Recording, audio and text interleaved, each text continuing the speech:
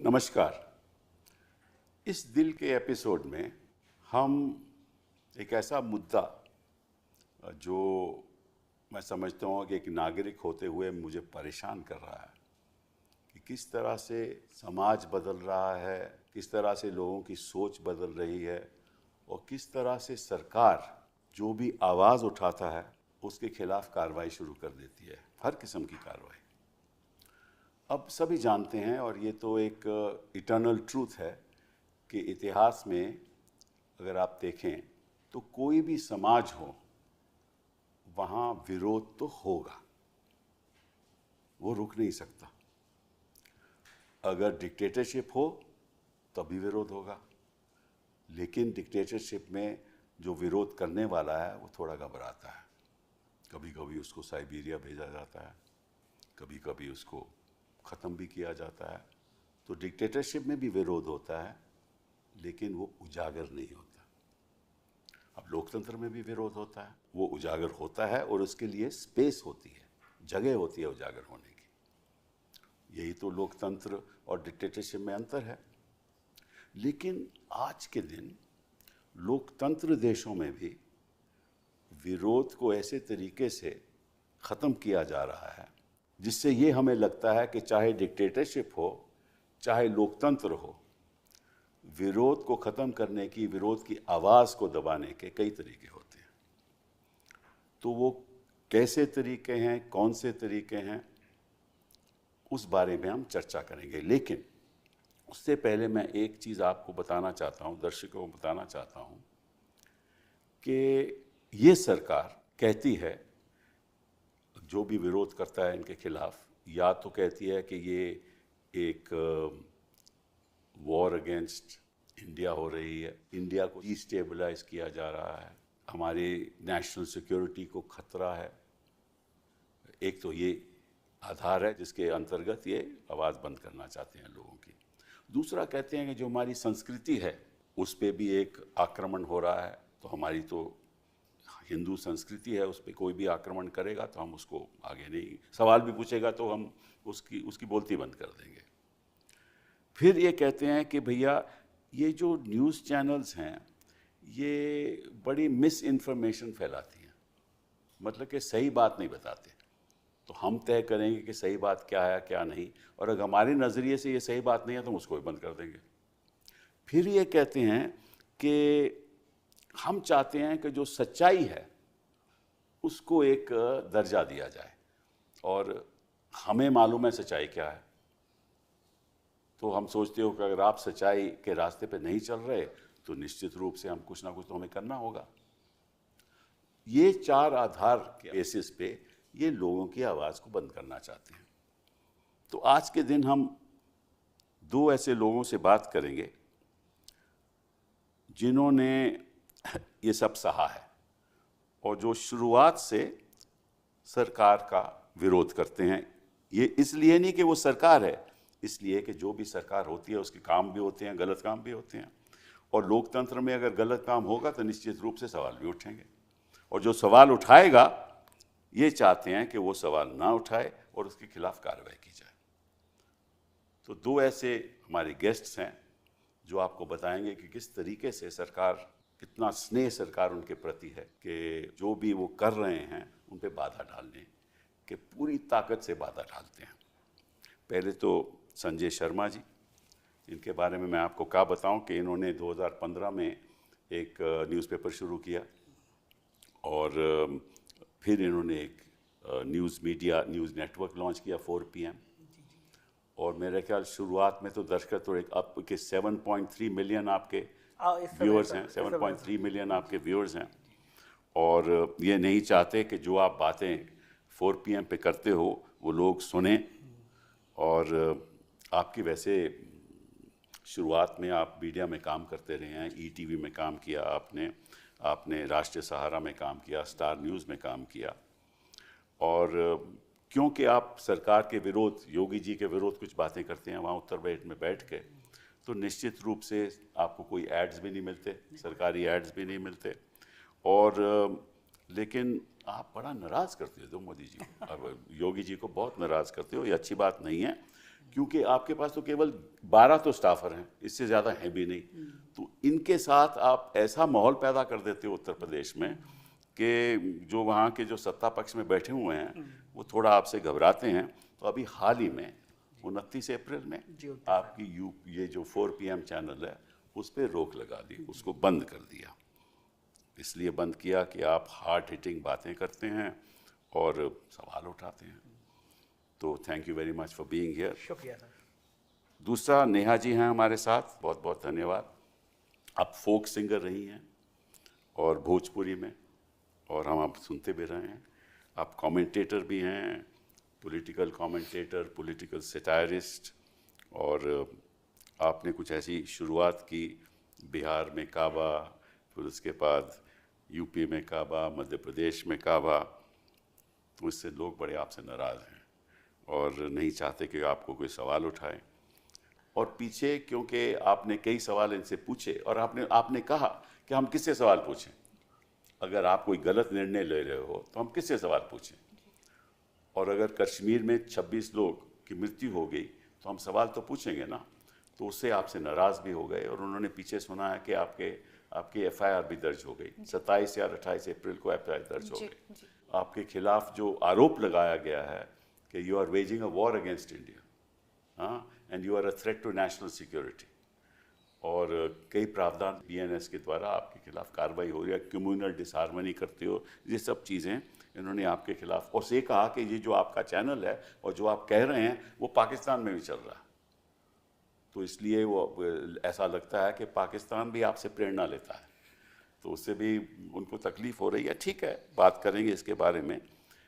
लेकिन गवाई साहब जो जज हैं सुप्रीम कोर्ट में, उन्होंने कहा है कि कोई भी चैनल आप अगर बंद करना चाहते हो तो नोटिस ज़रूरी है, बिना नोटिस के आप बंद नहीं कर सकते, अगर आपको जानकारी हो कि वो चैनल कौन चला रहा है।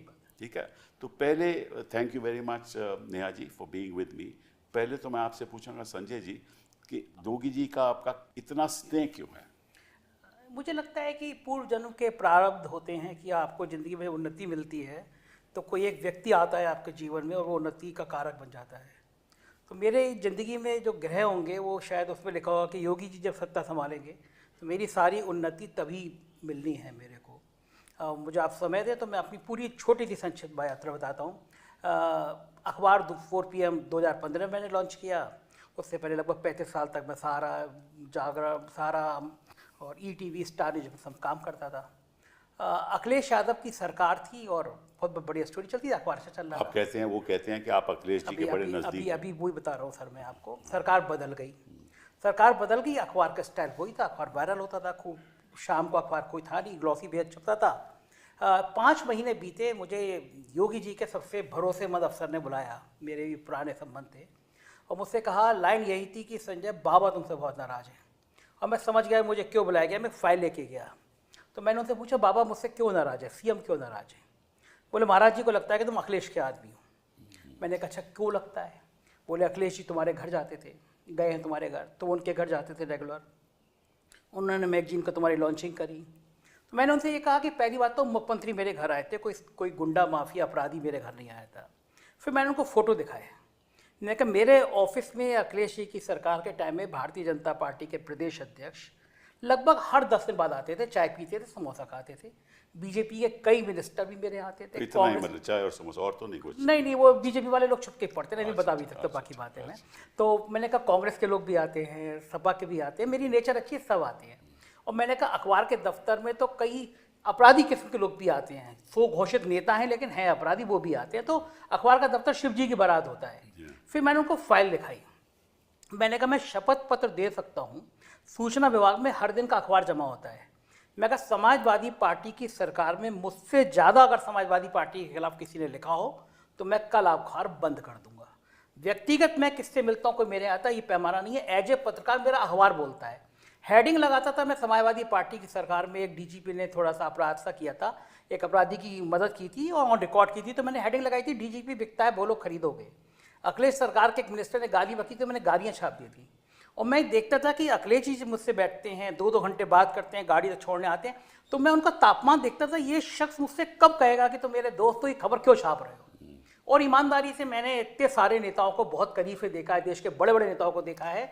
मैं दावे के साथ कहता हूँ ये सहनशीलता शायद मैंने किसी नेता में नहीं देखी होगी। मुझे लगता था ये मुझसे कहेंगे, लेकिन उन्होंने मुझसे कभी खबर को नहीं कहा, मैंने उनसे काम को नहीं कहा। अगला ऑफर ये था कि संजय तुम्हारा अखबार चूंकि पहला पेज बड़ा क्रिस्पी टाइप का होता है, कभी प्रियंका जी ट्वीट कर दे रही हैं, कभी केजरीवाल कर दे रहे हैं, कभी अखिलेश कर दे रहे हैं, सरकार के खिलाफ माहौल बन रहा है, देखो कोई और अखबार छाप नहीं रहा है। तो मैंने कहा यही बात मैं आपको समझाना चाह रहा हूँ कि मेरे अखबार को 2.5 साल हुआ है। आप जिन बड़े अखबारों की बात कर रहे हैं वो 5वीं पीढ़ी है तब वो अखबार बन पाए हैं, इतना संघर्ष है। मेरा अखबार 2.5 साल में इतना बड़ा हो गया कि आपको तकलीफ होने लगी।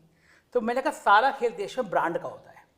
मैं 2.5 साल में इतना बड़ा ब्रांड खड़ा कर पाया, ये बहुत बड़ी बात होती है। तो इसीलिए मैं छापता हूँ, क्योंकि बाकी लोग नहीं छापते, बाकी लोगों के धंधे होते हैं, मुझे इस पर कुछ कहना नहीं है। अगली बात ये थी कि सरकार के पास बहुत बजट है सूचना में। हर साल हम तुम्हारे अखबार को 10 करोड़ का विज्ञापन देंगे, माहौल ख़राब है, मत छापो पहला पेज। तो मैंने कहा देखिए ये पैसे के चक्कर में अखबार जिसको बच्चे की तरह पाल रहा हूँ मैं, इसकी हत्या कर दूँ, संभव नहीं है। हम सरकार के खिलाफ नहीं छापते, सरकार जो नहीं कर रही है, जो करना चाहिए उसका वो छापते हैं। हमने उस सरकार में भी छापा, इस सरकार में भी छाप रहे, हम किसी के खिलाफ आप अच्छी बातें नहीं सरकार के बारे में लिखते ना। मैं देखो अच्छा काम करने के लिए तो सरकार आती है, और बाकी सब तो अच्छा ही छाप रहे हैं। अच्छा। सरकार जो अच्छा नहीं कर रही है वो भी छाप रहे हैं, कदम आगे बढ़ के छाप रहे हैं। मैं उनसे मना करके आया, अगले दिन एक दरोगा मेरे ऑफिस में आया चिट्ठी लेकर, और उसमें नाम और पता फर्जी था, मतलब लल्लू माल और पठान टोला, कोई भी नाम पता नहीं था। और मुझसे उसमें लिखा हुआ था कि मैंने बड़ी अकूत संपत्ति कमा ली है और इस नाते से मेरे खिलाफ आर्थिक अपराध अनुसंधान की जांच सेटअप कर दी गई। मैं चौंका, मैंने कहा ये पत्रकारों पे कब से होने लगा? मैंने कहा स्वागत है इसका भी, क्योंकि मैंने उसी समय उन अफसर को फ़ोन किया। मैं कहा जिन पे ये ऐसी संपत्तियाँ होती हैं वो सरकार से लड़ते नहीं हैं, सरकार से दोस्ती करते हैं। उसके सर कुछ दिनों बाद 2 गाड़ी में भर के लोग आए और मेरे ऑफिस पे हमला हो गया। Really? मैं ऑफिस में था नहीं, पूरा ऑफिस तोड़ दिया गया, मैंने FIR कराई। उसके तत्काल बाद मेरा अखबार मेरी पत्नी के नाम था। उत्तर प्रदेश के सबसे चर्चित अफसर हैं, STF के हेड हैं अमिताभ यश, कई सारे उनके ऊपर आरोप रखते रहते हैं एनकाउंटर वगैरह के। तो मेरे एक STF के खिलाफ खबर छपी, उन्होंने अपने नाम से क्रिमिनल डिफॉर्मेशन मुझ पर मेरी पत्नी पे कर दिया। तो मैं हंसा, मैंने कहा माफिया लोग भी लड़ते हैं तो परिवार की पत्नियों को बीच में नहीं लाते, लेकिन अच्छा है अगर आप लोगों का स्तर यही है, मैं वो स्वीकार है। उसके कुछ ही दिन बीते सर, अगली कार्रवाई फिर हो गई। आम आदमी पार्टी के सांसद संजय सिंह मेरे ऑफिस में आए, मैंने उनको इंटरव्यू किया। इंटरव्यू करने के बाद जैसे ही वायरल हुआ, वहाँ पे पत्रकारों को सरकारी मकान मिलते हैं। अच्छा। 500-700 पत्रकारों को मिले होंगे। इंटरव्यू वायरल होने के 24 घंटे के अंदर 100 पुलिस वाले आए, मेरा सरकारी मकान मुझसे खाली करा लिया गया। जो राज्य स्तर के मानता सरकारी मकान सारे पत्रकारों को मिलते हैं वहाँ पर। उत्तर प्रदेश में पत्रकारों को सरकारी मकान मिलते हैं। अभी भी 600-700 पत्रकार ऐसे हैं जिनको सरकारी मकान मिले हुए हैं, उत्तर प्रदेश में मिलते हैं। अच्छा। लेकिन खाली कराने के लिए मैं, चूंकि संजय सिंह का इंटरव्यू था, मेरा अगले दिन 24 घंटे में वो मकान खाली करा लिया गया। उनको जरूरत होगी ना उनको जरूरत होगी, मेरे मकान की जरूरत होगी, मैं मान सकता हूँ। इसमें मैंने कहा कुछ आपत्ति नहीं करी। उसके तत्काल बाद सर राज्य स्तर की मान्यता प्राप्त संवाददाता समिति होती है, मैं उसका वाइस प्रेसिडेंट था। मेरी मान्यता खत्म करी गई और आज सरकार को बने हुए 7 साल से ज़्यादा समय हो गया। मेरे पास सचिवालय पास भी नहीं है। अच्छा। वहाँ पे पान की दुकान चलाते हैं और ठेला लगाते हैं, वो भी पत्रकार बन गए हैं, उनकी सबकी मान्यता है, लेकिन मेरे पास सचिवालय। लेकिन मुझे फ़ायदा ये हुआ कि जो मेरे ऊपर ये कार्रवाई हो रही थी, मैंने 18 में बोलना शुरू किया। और जब मैंने बोला, जब ये हमले हो रहे थे, तो पूरी दुनिया का ध्यान गया कि एक उत्तर प्रदेश में एक जर्नलिस्ट ऐसा है जो मोर्चा संभाल रहा है, जो मोर्चा सेकुलरिज्म का संभाल रहा है। तो उसका नतीजा हुआ, जब मैंने यूट्यूब किया तो उसका विस्तार इतनी तेज़ी से हुआ कि मैंने सपने में भी नहीं सोचा था कि ये विस्तार इतनी तेज़ी के साथ हो सकता है। तो आपने जो सवाल पूछा, मैं उसमें शुक्रिया योगी जी कहूँगा। मेरे को एक दिन NDTV ने बुला के पूछा था कि आप लगातार 1 साल से यूट्यूब में नंबर 1 बने हुए पॉलिटिकल कमेंटेटर में, कारण क्या है?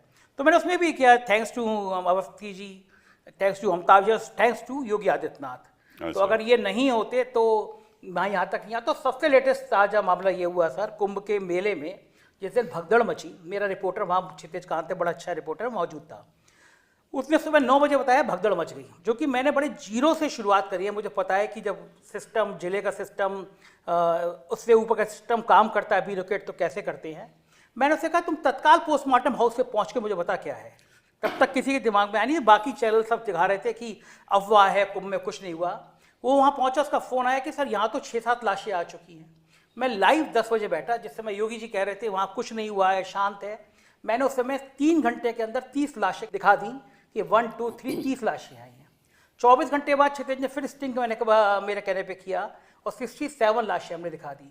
उससे हड़कंप मचना था। सीएम ने ट्वीट नहीं किया, प्राइम तो मिनिस्टर ने आपको ट्वीट कर जब दिया। जब ये तो सब बात तो ऑब्वियसली है कि आपको जब इन्होंने बंद किया 4 PM कोई नोटिस वोटिस नहीं दिया? कुछ नोटिस नहीं दिया। और सर वो उसमें लास्ट लाइन की जब कुंभ वाली रिपोर्टिंग कराई, उसके बाद से मुझे पता चला पिछले 3 महीनों में ईडी को 3 चिट्ठी आ चुकी है मेरे खिलाफ कार्रवाई करने के लिए। और लेटेस्ट 29 तारीख को सुबह एक यूट्यूब से एक लेटर मेल आता है कि भारत सरकार ने कहा है कि नेशनल सिक्योरिटी के लिए खतरा है, इसलिए आपका चैनल ब्लॉक किया जाए। आपका चैनल बंद ब्लॉक किया जाता है। मुझे सबसे अफसोस ये है कि नेशनल सिक्योरिटी के नाम पे नहीं करना चाहिए। देश, मैं कहीं इस देश को मोदी जी और शाह साहब से ज़्यादा प्यार करता हूं, तो इस नाम पे बंद नहीं करना चाहिए था। आप कहते थे कि मोदी जी को पसंद नहीं है, शाह जी को पसंद नहीं है, आपको बंद कर दिया, तो मुझे अच्छा लगता है कि नेशनल सिक्योरिटी के नाम पे बंद नहीं करना चाहिए था। ये मुझे दुख है। नेहा जी, इन्होंने नेशनल सिक्योरिटी की बात की। एक तो देश होता है और एक सरकार होती है, और देश और सरकार में अंतर तो होता है ना। सरकार तो देश नहीं है और देश सरकार भी नहीं है। सरकार तो एक राजनीतिक पार्टी की होती है। तो आपने तो आज तक, मैं आपसे पूछना चाहता हूँ, कोई ऐसी बात कही हो जो ऐसे लगा हो that you are waging a war against India, के सरकार के, आई मीन देश के खिलाफ आप तोड़वाने की लड़ाई कर रहे हैं? ऐसा तो कभी हुआ नहीं। तो आपके खिलाफ ये नेशनल सिक्योरिटी और ये waging a war against India, ये जो प्रावधान BNS में है, ये क्यों किया गया आपके हिसाब से? सर यही तो मेरा भी सवाल है। लगातार मैं सवाल कर भी रही हूँ कि भाई मेरे ऊपर देशद्रोह आए दिन जिसका मन कर रहा है। कोई भी, अभी हजरतगंज में हुआ था कि ये देशद्रोही है, अभी जो है अयोध्या में भी लोग ले करके चले गए कि इसको जो है ये देशद्रोही है। पता नहीं सर, मैं तो खुद ही बहुत परेशान हो गई हूँ कि ऐसा मैंने कर क्या दिया है। 27 लोग मारे जाते हैं और अचानक से सोशल मीडिया पे एक चीज़ जुड़ जाता है कि चुप रहना है, चुप रहना है, चुप रहना है, बोलना नहीं है, बोलना नहीं है। हमको भी लगता है अच्छा ठीक है, 5-10 मिनट चुप हो जाते हैं, लेकिन होता क्या है, 3-4 दिन बाद मुद्दा भूल जाते हैं लोग। जैसे बालासोर में रेल दुर्घटना हुआ, वहाँ पे हमने देखा कि रेल मंत्री जी इतनी सारी लाशें ऐसे बिखरी हुई हैं और वंदे मातरम का नारा लगा रहे हैं। आप बोलिए ना, राम नाम सत्य है, इतने सारे लोग मारे गए हैं। वहाँ पर भी इतनी बड़ी घटना, कुंभ में दुर्घटना हो गई, चुप रहो चुप रहो चुप रहो, लोग मरे हैं, हिंदू मरे हैं। बोलना कब है? कब आएगा वो उचित समय जब सवाल पूछना है सरकार से? और दूसरी चीज सर, इतनी बड़ी बड़ी दुर्घटनाएं हो जाती हैं देश में, एक आदमी जिम्मेदारी लेने को तैयार नहीं है। प्रधानमंत्री, गृह मंत्री, रक्षा, कोई भी। तो मेरा सवाल ये है कि भैया आप जिम्मेदारी कब लेंगे? आप इस्तीफा कब देंगे? और आप जो कहते हैं कि हिंदू खतरे में है, हिंदू खतरे में है, तो चाहे वो पश्चिम बंगाल का मुर्शिदाबाद हो, वहाँ हिंदू मारा जा रहा है, मणिपुर में हिंदू मारा जा रहा है, कश्मीर में हिंदू मारा जा रहा है। 10 साल से आप हिंदू बचाने आए हैं और फिर भी हिंदू खतरे में ही है, तो सवाल तो आपसे होगा ना। शिक्षा के नाम पे आपको तो कोई वोट दे भी नहीं रहा है, रोजगार के नाम पे नहीं दे रहा है, गरीबी कोई बात ही नहीं करता, बात ही नहीं कर रहा है। ये सब आउट ऑफ फैशन हो गया कि नहीं नहीं नहीं, अभी हिंदू खतरे में है तो अभी चुप रहना है, नून रोटी खाना है, हिंदू को बचाना है। इसी नाम पे ना हम लोग आपको वोट दे रहे हैं, अब फिर भी हिंदू खतरे में है, तो सवाल तो सर आपसे होगा। यही सवाल मैंने पूछा तो मुझे बोला कि मैं देशद्रोही हूँ। और एक कोई पाकिस्तानी ट्विटर हैंडल है, उसने मेरा वीडियो शेयर कर दिया। तो वीडियो तो कहीं से भी शेयर हो सकता है, वीडियो के क्या है, वो तो यूट्यूब चैनल तो दुनिया में चलती है ना, तो कहीं से भी शेयर हो सकता है। उसमें आपकी क्या गलती है? जी सर, मैंने भी वही बोला कि सोशल मीडिया की तो कोई सीमा है नहीं, वो तो सार्वजनिक है। कोई अमेरिका में शेयर कर सकता है, लंदन में कर सकता है, कोई कुछ भी कर सकता है। हाँ, तो और सर इसमें मेरा ये भी सवाल है कि ठीक है, पाकिस्तानी कोई ट्विटर हैंडल मेरा शेयर कर दिया, मैं देशद्रोही हो गई। प्रधानमंत्री जी पाकिस्तान में बिरयानी खाने जाते हैं, फिर भी वो देशभक्त बने हैं। अनुराग ठाकुर जी, शाहिद आफरीदी जो वहाँ का एक क्रिकेटर, आए दिन हिंदुस्तान के बारे में जहर उगलता रहता है, उसके साथ बैठ करके आप क्रिकेट देख रहे हैं।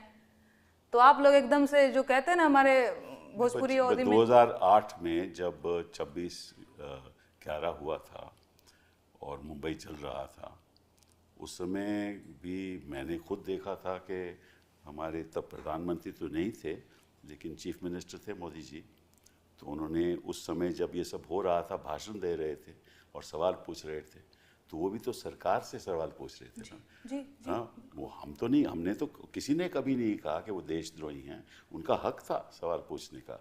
अगर उनका हक था तो आपका भी हक है। बिल्कुल सर, बिल्कुल हक है ना। तो हक तो दोनों का, हर सिटीजन का, नागरिक का बराबरी का होना चाहिए। बिल्कुल बिल्कुल, बिल्कुल। मेरा भी हक है, मैं भी वकालत करके सवाल पूछता हूँ, सरकार से सवाल पूछता हूँ, मैं देशद्रोही तो नहीं हो जाता। तो बिल्कुल देशद्रोही का इस तरह से उपयोग करना, बीएनएस के द्वारा उपयोग करना, इसका मतलब यही है कि सरकार नहीं चाहती कि कोई भी उनके विरुद्ध कोई बयान दे, और उनका मतलब कि कानून के द्वारा, प्रेशर के द्वारा, मतलब कि 10 करोड़ मैं आपको दे दूंगा या ऐसा कुछ है। तो ये तो मतलब ये तो लोकतंत्र के बिल्कुल खिलाफ है ना। और अगर हम आवाज़ नहीं उठाएंगे तो बदलाव कैसे होगा? जी सर। बदलाव तो तभी होता है ना जब आवाज़ उठेगी। तो मैं आपको एक आंकड़ा देता हूँ, उस पर मैं आपकी टिप्पणी चाहता हूँ आपसे भी संजय जी। 2021 में लगभग 200 यूट्यूब चैनल्स बैंड थे, और 2014 से लेकर 2020 तक ज़्यादा चैनल्स बैन हो गए। तो मतलब कि अगर यही काम रहा कि देखिए, आपने पत्रकारों को तो अपने पक्ष में रख ही लिया है, मेन स्ट्रीम मीडिया को आपने पक्ष में रख ही लिया है, मेन स्ट्रीम न्यूज़पेपर्स आपके पक्ष में हैं, ठीक है। और कौन आपका विरोध कर रहा है? विरोध मतलब कौन सवाल पूछ रहा है? वो विरोध नहीं है, वो सवाल पूछना है जानकारी के लिए। वो सोशल मीडिया है, और सोशल मीडिया से सबसे अहम सोशल मीडिया यूट्यूब चैनल है। अगर यही हिसाब रहा कि आप यूट्यूब चैनल बंद कर देंगे तो फिर सवाल कौन पूछेगा, कहाँ से पूछेगा? तो इसकी क्या राय है आपकी? सर बिल्कुल, और ये लोकतंत्र के लिए बहुत जो है ये खतरनाक है। और मैंने तो देखा है, प्रधानमंत्री जी अक्सर बोलते भी रहते हैं कि लोकतंत्र में आलोचना होनी चाहिए। आजकल लोग आलोचना ही नहीं कर रहे हैं। हाँ, तो मैंने भी सुना है। नहीं तो लोकतंत्र बर्बाद हो जाएगा। और जब मैं आलोचना कर रही हूँ तो मेरे ऊपर देशद्रोह का मुकदमा ये लोग कर ये रहे हैं। आलोचना नहीं है, वो कहते हैं कि आप सरकार को मतलब कि डायरेक्टली लोगों को अटैक कर रहे हैं। ये गलत बात है। This is what they are feeling. नहीं सर, बिल्कुल ये आलोचना है। और आपने किसी व्यक्ति को आज तक अटैक किया? व्यक्ति को? हाँ। नहीं सर, कभी नहीं? नहीं, कभी नहीं। हमेशा मैंने सवाल किस किस्म का अटैक रहा आपका? सवाल रहा है, जैसे अभी ये मतलब आप कहते हैं कि यूपी में काबा जी, तो क्या मतलब, इसका मतलब क्या है? बिल्कुल। मैं सर आपको 2 लाइन गुनगुना करके भी बताना हाँ, चाहूंगी हाँ। कि खत्म रोजगार बा, बाबा के सरकार बा, हाथ रस के निर्णय जो हत लड़की के परिवार बा। कहा बा? अरे मंत्री के बेटवा बड़ी रंगदार बा, किसानन के छाती पे रौंदत मोटर कार बा, ए चौकीदार बोला के जिम्मेदार बा। का बा? कोरोना से लाखन मर गईले, लाशन से गंगा भर गईले, टिकठी या कफनो चत कुकुर बिलार बा। ए बाबा का बा? अरे राम राज के झांकी बा, काशी मथुरा बाकी बा, गोरखपुर में खून से रंगल गोतल पूरा खाकी बा। अरे का बा? जिंदगी झंड बा, फिर भी घमंड बा। तो ये सवाल है सर। बिल्कुल, और इसमें कई सवाल जुड़े हुए इसमें कई सारे सवाल हैं, चाहे वो हाथरस वाली बात हो गई, चाहे कोरोना में इतने सारे लोग मर गए ऑक्सीजन के अभाव में। मेरी अपनी सास, रेमडेसिविर उनको नहीं मिला, वो मर गई। और सच में गंगा के किनारे लाशें ऐसे ही बिखरी पड़ी थी, और कफन सर आप समझते होंगे जो उड़ाया जाए, तो उसको कुत्ते बिल्ली नोच करके खा रहे थे। हाँ, ये दृश्य हमने देखा कोरोना में। तो जब मैं सवाल करती हूँ, चाहे वो मंत्री जी के बेटे जो थे वो किसानों के ऊपर थार से रौंद दिए थे, चाहे वो वाली घटना हो, तो मैंने, क्योंकि मैं लोकगीत लिखती हूँ, गाती हूँ, तो अपने गीतों के माध्यम से इन सारे मुद्दों को उजागर करने की कोशिश करती हूँ। तो जब ऐसा मैंने किया तो मेरे ऊपर FIR किया। अच्छा, वो फर्जी था। अच्छा, हाँ, वो फर्जी था। बाद में मैंने MP में काबा कमिंग सून करके एक, आपने शायद देखा होगा कि एक BJP का नेता था, वो आदिवासी के ऊपर पेशाब कर रहा था, सीधी वाला जो पेशाब का। करेक्ट, वो बात आपने रखी थी सब। जी। तो एक कार्टून शेयर किया था, उस पे भी FIR कर दिया। अभी वो सुप्रीम कोर्ट में चल रहा है मामला। अच्छा। तो मुझे तो आप तो विधि विशेषज्ञ हैं और आप ज्यादा जानकार हैं, तो मुझे आपसे भी जानना है कि इस तरीके से तो मैं बहुत परेशान हो जाऊंगी, मैं अपना काम कब करूंगी यहाँ। इसीलिए तो हमने आपको इस प्रोग्राम में बिठाया है। इसीलिए तो बिठाया कि आप दर्शकों को बताओ कि इसमें गलत क्या है। जी सर, जी। ठीक है ना, हम भी तो देखिए, हम रोज लड़ाई लड़ते हैं। किससे लड़ते हैं? सरकार से। जी। अक्सर हमारे मुकदमे जो होते हैं सरकार के खिलाफ होते हैं। ये तो मतलब जब तक सरकार के खिलाफ नहीं करोगे तो उस शख्स को न्याय कैसे मिलेगा? हम तो न्याय के लिए लड़ रहे हो, तो आप भी न्याय के लिए लड़ रही हैं। एक तरीके से आप भी, आपका जो संघर्ष है वो केवल ये जानने के लिए कि ऐसा क्यों हुआ और इसकी जवाबदेही कौन देगा, और ये निर्णय किसने लिया, और ये गलत था आपके हिसाब से। तो कोई वहाँ ये तो यही चाहते हैं ना कि आप सवाल नहीं पूछो। तो ये आप बताइए संजय जी, आपकी क्या प्रतिक्रिया है इसमें? नहीं, बिल्कुल ये चाहते हैं, और लेकिन मैं कह रहा हूँ ये जो करना चाहते हैं कभी कभी पलट के अच्छा हो जाता है। अगर मोदी जी चैनल नहीं मेरा बंद कराते तो मेरा सौभाग्य नहीं होता कि आज मैं आपके सामने बैठा हूँ। ये वो तो आपके सामने बैठना मेरे लिए सपने जैसा था कि आप आए। और दूसरा, अब सबको ये पता चल गया कि जब FIR करोगे नेहा पे और संजय शर्मा पे तो पीछे एक नाम है कपिल सिब्बल का। तो अब तुम हमें डरने की हमें नेहा की जरूरत नहीं है। अगर आप हमारे संग बैठे हैं तो ये ऐसी 10 FIR कर दे, हमें कोई चिंता की बात नहीं। ये कॉन्फिडेंस आज और आ गया। दूसरी बात, सवाल हमने देश के खिलाफ इतना पूछा कि मोदी जी पहलगांव में सिक्योरिटी नहीं थी तो जिम्मेदारी किसकी है? जिम्मेदारी आपकी है। आप कह रहे हैं कि आप वो कह रहे हैं, देखिए मैं उनकी भी मन की बात आपको बता दूं। वो कह रहे हैं कि इस समय आपको ये सवाल नहीं पूछना चाहिए, क्योंकि इस समय देश इसी स्थिति पे है और इसी गंभीर स्थिति है कि कोई भी आप सवाल पूछोगे उसका फायदा किसी और को होगा, इसलिए इस समय आपको सवाल नहीं हमको भी लगा था सर कि देश इस स्थिति में है, क्योंकि प्रधानमंत्री अपना सऊदी का दौरा वापस करके आए थे। हमें भी लगा था उस दिन की देश इस स्थिति में है, लेकिन वो तो 24 घंटे बाद बिहार में रैली कर रहे थे, चुनाव की रैली कर रहे थे। वो तो जरूरी था, वो मंच पे बैठ के हंस रहे थे नीतीश कुमार के साथ। रैली तो जरूरी होती है ना, बिल्कुल, तो राजनीतिक बात है। बिल्कुल मैं मानता हूँ। उसके बाद वो 9 घंटे फिल्मी हीरो हीरोइनों के संग बम्बई में थे। उसके बाद कल वो केरल में दूसरी शर्ट पहने हुए थे, शाम को तीसरी शर्ट पहने हुए थे, वहाँ चंद्रबाबू नायडू और डिप्टी CM के संग मंच पे हंस रहे थे। तो हमको लगा नहीं कि गोदी मीडिया के चैनलों के अलावा देश में कहीं सीरियस है कुछ मामला। हमको तो लगा खत्म हो गया, जैसे पुलवामा में खत्म हो गया। आज तक हमें नहीं पता। हम क्यों नहीं पूछे भारत के नागरिक होने के नाते कि 350 किलो RDX उन सड़कों पर कैसे घूम रहा था? हम क्यों सतपाल मलिक का इंटरव्यू नहीं करें? उन्हें तकलीफ है कि सतपाल मलिक का हमने 3 बार इंटरव्यू किया, गवर्नर रहा है वो आदमी, वो बता रहा है कि पुलवामा का सच क्या था। तो देश में कौन सा माहौल खराब है? आप केवल मीडिया के चैनलों पे आप मीटिंग बुला रहे हैं कि 3 सेना के प्रमुख बैठे हुए हैं, रक्षा मंत्री बैठे हुए हैं, उससे पहले एडवाइजरी जारी कर रहे हैं कि सेना के बारे में कोई बात नहीं करेगा, और आप जो मीटिंग कर रहे हैं उसकी रिकॉर्डिंग चैनलों पे चल रही है। ये कौन सी मीटिंग होती है प्राइम मिनिस्टर की? TV चैनलों पे कॉन्फिडेंशियल मीटिंग चल रही है, फिर TV चैनलों बयान दिए कि हमने सेना से कह दिया कि आपके हाथ खुले हैं, टाइम फाइनल कर लीजिए। हम क्या दुश्मन को बताते हैं कि हमने सेना को ये कह दिया? ये कौन सा हो रहा है? ये युद्ध कौन सा होता है जैसे प्राइम मिनिस्टर जो निर्देश दे रहा है वो टीवी पे चल रहा है पाकिस्तान को बताने के लिए? जो नेहा ने कहा, हमने सवाल पूछा कि कभी 10 सालों में ऐसा नहीं हुआ था कि प्रधानमंत्री विदेश से आ रहे हो, जहाज पाकिस्तान में उतार दें। किस मुंह से हम बात करेंगे? हम मैच नहीं खेलेंगे उनसे भारत की जमीन पर, वो मैच नहीं खेलेंगे पाकिस्तान की जमीन पर। लेकिन शाह साहब के बेटे हैं तो मैच दुबई में खेला जाएगा भारत और पाकिस्तान से, क्योंकि हजारों करोड़ का खेल है। ये सवाल पूछेंगे, ये कौन सा देश के खिलाफ है? हम दावे के साथ कह सकते हैं जो सवाल हम पूछ रहे हैं, जो हम बात कह रहे हैं, हम बात लगातार अपने चैनल पे कह रहे हैं कि देश नाजुक घड़ी में, इसलिए हिंदू मुसलमान का फसाद नहीं खड़ा होना चाहिए। हम लगातार कह रहे हैं अपने चैनल पे, ये मत कहो कि धर्म पूछ के मारा गया, ये मुद्दा मत बनाओ। लेकिन पॉलिटिकल पार्टियां, Bharatiya Janata party Chhattisgarh official page पे कहती है धर्म पूछ के मारा गया, जाति पूछ के नहीं। इसका हम विरोध कर रहे हैं अपने चैनल पे। तो इनको लगता है कि जो गेम प्लान कर रहे हैं हिंदू मुसलमान का, 4PM तो ये खत्म कर दे रहा है।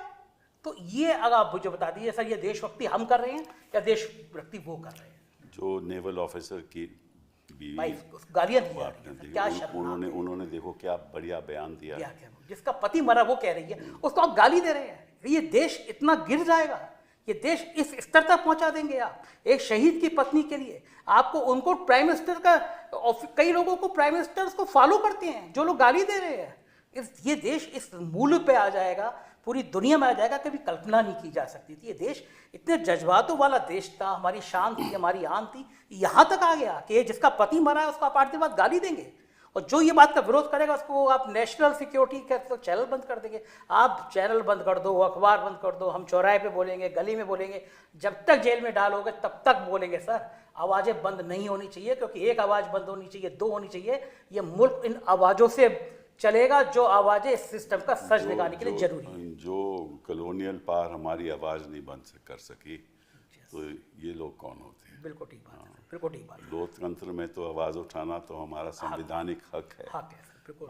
उस हक के तो अगर कोई छीनेगा तो फिर हम तो यही उम्मीद करेंगे कि जो हमारी जुडिशरी है, न्यायपालिका है, वो हमारे हक बहाल करे। सर उसी पे उम्मीदें बची हैं। अगर हम जैसे लोग बोल पा रहे हैं तो ये बोल पा रहे हैं कि आप बैठे हैं न्यायपालिका है जिस पे हमें हक मिलेगा, आज़ादी से बात करने का हक मिलेगा, क्योंकि देश की सारी उम्मीदें वही बची हैं। क्योंकि आप एक एक करके जिस तरह से संवैधानिक संस्थाओं को ख़त्म कर रहे हैं तो उम्मीद वही बची है, इसके अलावा तो कहीं कोई उम्मीद दिखती नहीं है। आप देश को जिस तरह धर्म के नाम पर, जाति के नाम पर, आप देश नाजुक दौर में है, तो देश अगर नाजुक दौर में है सर तो इस समय सुरक्षा की बात करनी चाहिए, इस समय जाति जनगणना की बात कहाँ से आ गई? वो तो एक अलग सोच है ना। इसका तो मतलब ही है ना कि आप मुद्दे को डाइवर्ट करना चाहते हैं। देखो ऐसा है कि जरूरी है कि बिहार में जीत होनी चाहिए, बस असली जरूरी है ये बहुत जरूरी है ना। असली जरूरी, असली बात यही है। बिहार में काबा, बिहार से हाथी भी है। ये भी आपने कहा जी जी जी जी मैंने कहा था। जो हमें सवाल पूछेगा सबको बैन किया जाए, जो फिल्म हम दिखाना चाहते हैं वो दिखाएंगे, जो ये फिल्म बना रहे हैं जो हमारे पक्ष में नहीं है उसको भी बैन करो, जो एक्टर होंगे अगर किसी कम्युनिटी के होंगे वहाँ जाकर प्रदर्शन करो। मतलब ये किस किस्म का माहौल हिंदुस्तान का बन रहा है, और इसमें नेहा जी क्या होगा आगे? सर पता नहीं, मुझे भी बहुत डर लगता है। अब मुझे लगता है अरे आप लोग डरने लगे तो फिर हम कैसे लड़ेंगे? आप तो युवा लोग हो। बिल्कुल बिल्कुल सर, आप है ना, तो फिर डरने की क्या बात है। लेकिन हाँ, कई बार ऐसा होता है सर, मैं लड़की हूँ और जब अचानक से ट्विटर पे 2 लाख लोग आपको गालियां दे रहे हों और देशद्रोही का नंबर 1 ट्रेंड चला रहे हों, तो हम कितने भी कॉन्फिडेंट हो, हम कितने भी अपने जो है मौलिक अधिकारों में विश्वास करने वाले हों, एक बार को तो लग ही जाता है कि लगता है हम कुछ गलत कर रहे हैं। फिर 5 बार हम जाते हैं पूछे हम कुछ गलत तो नहीं कर रहे हैं, कुछ गलत तो नहीं कर रहे हैं। तो सर ये माहौल तो बन ही जाता है। लेकिन एकदम सही बात है, अगर हम अपनी मेडूसा जी ने देखो कह दिया ना कि वापस ले लिया जी, क्योंकि अल्टीमेटली एक रोजगार की भी तो बात है ना। जी जी बिल्कुल बिल्कुल बिल्कुल। हर तरह से परेशान करती है सर। मुझे एक वो लाइनें है ना कि ऐसा लगता है हर इंसान के लिए ज़िंदगी को मेरा पता याद है। मेरे ट्विटर को 1 साल से शेडो बैन कर रखा है। मुझे लगता था ट्विटर बड़ी इंडिपेंडेंट बात है। मेरे वकील हैं ये मोहम्मद हैदर जी, उन्होंने नोटिस दिया ट्विटर को, मुकदमा करने जा रहे हैं कि आप हमें 1 साल से शेडो बैन कर रखे। आपने सारी संस्थाएं कर ली, फेसबुक पे आप प्रेशर आपको दिखने लगा, ट्विटर जैसी जो एक्स हो गया उसकी संस्था पे आपका प्रेशर दिखने लगा, शेडो बैन कर रहे हैं, मतलब आवाज़ों को बंद करना है। लेकिन मुझे अच्छा ये लग रहा है सर कि ये आवाज़ें अब और तेज हो रही हैं, बंद करने से रुक नहीं रही हैं। अगर ये तेज नहीं होती तो पार्लियामेंट के चुनाव में देश में सबसे ज़्यादा देखे जाने वाला यूट्यूब चैनल मेरा था। इसका मतलब कि उन गोदी मीडिया की भीड़ 10,000 नहीं व्यू आ रही, हम लोगों को लाखों लाखों आ रहे हैं। रवीश को लाखों करोड़ों देख रहे हैं, ध्रुव राठी को करोड़ों देख रहे हैं। इसका मतलब कि बड़ा समूह बोल नहीं पा रहा है डर के मारे। हम आपके घर से पहले थोड़ी देर पहले चाय के ठेले पे रुक गए, ऐसी मजा आता है बातें करने, उस तबके के पास 2 लोग आ गए, चाय वाला जो बनाता था वो देखता था चैनल। ये इस लेवल तक जब चले गए ना, मास तक चले गए ना, तो इनको डर लगता है कि ये गरीब तबका जिसको ये 2 वक्त का राशन दे के फुसला रहे थे, अब उसको समझ में आ गया ये राशन रिश्वत है, ये तो हक है उसका। आप उसकी तनख्वाह पे उसकी चीज़ों पे आप 2 वक्त की रोटी दे रहे हैं, उसको समझ नहीं आ रहा है। तो उनको लग रहा है जो समझा रहे हैं, इसका मतलब ये भी है कि आप देश में सुधार नहीं ले पाए कि आपको राशन देना पड़ रहा है। बिल्कुल ये भी तो बात सही है ना। आपकी ये भावना उजागर कहाँ से हुई जो इन चीज़ों को अपनाने के लिए, बताइए। इसलिए सर ऐसे हुई क्योंकि मैंने देखा कि बीते दिनों में या बीते सालों में मीडिया का जो स्तर है वो दिन पर दिन गिरता ही ये कब सोचा ये आपने? ये मैंने कब सोचा, 2020-22 की बात है सर। मैंने ग्रेजुएशन कंप्लीट करने के बाद से इसकी शुरुआत भी करी, बेरोजगारी महंगाई के गीत लिखना भोजपुरी में शुरू किया। तो तब से ही मुझे ये बात समझ में आ रहा था कि बेरोजगारी का मुद्दा कोई उठाने वाला नहीं है, महंगाई का मुद्दा कोई उठाने वाला नहीं है। अच्छा, भोजपुरी इसलिए मैंने शुरू किया क्योंकि भोजपुरी में शायद आपने सुना होगा बहुत अश्लील ये सब गीत वीत गाते हैं, तो मैंने सोचा कि भोजपुरी में बेरोजगारी का भी गीत बनना चाहिए, महंगाई का भी गीत बनना चाहिए। तो इस तरीके से मैंने शुरू किया। अच्छा, मीडिया का हाल ये है कि सच में मीडिया पूछता है प्रधानमंत्री से कौन सी टॉनिक ले रहे हैं सर आप, 18 घंटे काम कैसे कर पा रहे हैं, आम चूस के खा रहे हैं कि काट के खा रहे हैं, तो जरूरी मुद्दे वो पूछ ही नहीं रहे हैं। तब ऐसे में हमारी जिम्मेदारी बनती है। एक और चीज सर मैं यहाँ पे मेंशन करना चाहूंगी, कई सारे लोगों ने, बीजेपी का आईटी सेल मुझसे ये सवाल कर रहा था कि तुम्हारी हैसियत क्या है प्रधानमंत्री से सवाल पूछने की, तुम होती कौन हो? तो क्या प्रधानमंत्री से सवाल पूछने के लिए सबसे पहले मुझे प्रधानमंत्री बनना पड़ेगा, इसके बाद मैं उनसे सवाल पूछूंगी? मैं आपको वोट करती हूँ, मेरे पास आधार कार्ड है, वोटर ID कार्ड है, आप आते हैं ना, एक वोट है जरूरी, तो वैसे एक एक सवाल है जरूरी। वो भी बात सही है। मैं आपको वोट करती हूँ तो सवाल आप ही से पूछूंगी। तो लोग तो इस तरीके से भी बातें कर रहे हैं। ये बहुत अच्छी बात है, क्योंकि आपकी जो आप जैसी आवाज़ें अगर हिंदुस्तान में बरकरार रहेंगी तो लोकतंत्र भी बरकरार रहेगा। और मैं सोचता हूँ कि ये कोई लड़ाई किसी एक पार्टी के खिलाफ नहीं है, एक किसी एक माहौल के खिलाफ नहीं है। ये लड़ाई हमारे संविधान को बचाने के लिए है। बिल्कुल ठीक बात है। ठीक है ना। और उसमें सब हमें इकट्ठा होकर जहाँ जहाँ भी गलत काम हो रहा हो आवाज़ उठानी होगी बिल्कुल सही बात है। और सवाल पूछना होगा। सर, बिल्कुल। बिना सवाल पूछे जवाब भी नहीं आएगा। बिल्कुल नहीं। राइट। और जब तक जवाब नहीं आएगा सवाल पूछते रहेंगे। बिल्कुल। इन्हीं सर, एक सब चीज़ और बताइए, देखिए हम लखनऊ से आते हैं, अटल बिहारी वाजपेयी सांसद रहे हैं, प्राइम मिनिस्टर थे, एक कार्टूनिस्ट थे। उन्होंने जब कारगिल युद्ध का दौर था, उन्होंने प्रधानमंत्री के सिर की जगह गधे का फोटो लगा दिया, कार्टून छपा, और प्रधानमंत्री ने उनको फोन किया कि क्या कल सुबह आप एक गधे के संग चाय पीना पसंद करेंगे? क्या बात। ये डेमोक्रेसी है। अखिलेश यादव ने अपने ऊपर छुपी कार्टून की किताब का विमोचन मुख्यमंत्री रहते हुए, क्या ये डेमोक्रेसी है? आपको सवाल पसंद नहीं है, लोग व्यंग में, उस अटल बिहारी वाजपेयी की परंपरा की पार्टी अब यहाँ तक पहुँच गई, ये सोचा नहीं था किसी ने। यही तो अंतर है उस बीजेपी का और इस बीजेपी का। और हम सोचते हैं कि शायद बदलाव हो, और निश्चित रूप से 2029 में तो होना चाहिए। आपका बहुत बहुत धन्यवाद। शुक्रिया thank you sir. Sir, thank you.